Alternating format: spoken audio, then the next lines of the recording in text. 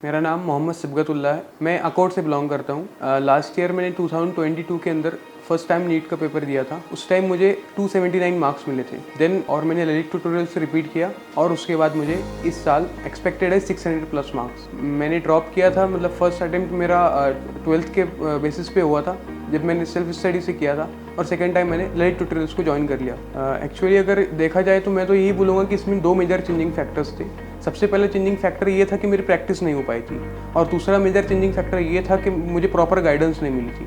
Lalit tutorials पे जो test series होती है और उससे पहले भी कई सारे टेस्ट लिए जाते हैं, उसमें इतनी विगरस प्रैक्टिस हो जाती है कि मतलब नीट का पेपर जो है ईजी लगने लगता है। सो मैं सोचता हूँ कि ये एक मेजर चेंजिंग फैक्टर था जो जिसने मेरे मार्क्स 279 टू 600 प्लस तक लेके गए। एक्चुअली मुझे ललित ट्यूटोरियल्स की सबसे बेटर बात ये लगती है कि यहाँ पर कंसेप्ट बढ़ाया जाता है।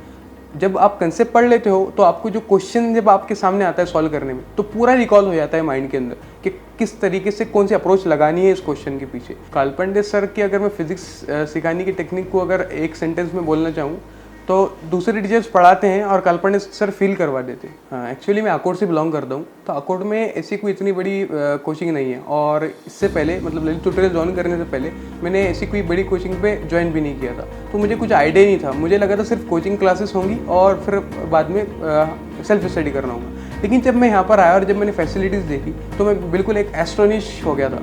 और उसके बाद मुझे पता चला कि यहाँ पर कई सारी फैसिलिटीज़, जैसे मैं आपको बताऊँ तो सबसे पहले तो क्लासेस होती है, उसके बाद क्लासेस का टाइम टेबल के साथ साथ लाइब्रेरी का भी टाइम टेबल आता है। लाइब्रेरी हमारे पास दो है यहाँ पर, एक सपकाड़ सर के हॉल पर है और एक अंबोरे सर के हॉल पर है। वहाँ पे आप जाके जब आपका मन करे वहाँ पर पढ़ सकते हैं। और सबसे बेस्ट तो ये लगा मुझे ललित का कि आई कार्ड का जो सिस्टम है, वहाँ पर आप जब लाइब्रेरी में एंटर करते हो और जब लाइब्रेरी से एग्जिट करते हो तो पेरेंट्स तक जो है मैसेज पहुँच जाता है। तो इससे आपके पेरेंट्स को भी अंदाज़ा लग सकता है कि आपका जो मतलब स्टूडेंट है वो क्या कर रहा है करके। स्टडी की अगर मैं मेथोडोलॉजी की बात करूँ तो तीनों सब्जेक्ट के लिए मेरी डिफरेंट अप्रोच थी। सबसे पहले अगर मैं बायो की बात करूँ तो मैंने पहले जब एक एक टॉपिक के लिए प्रिपेयर करना शुरू किया तो मैंने डीपली बायो को जो है NCERT को रीड किया, because NCERT is the base.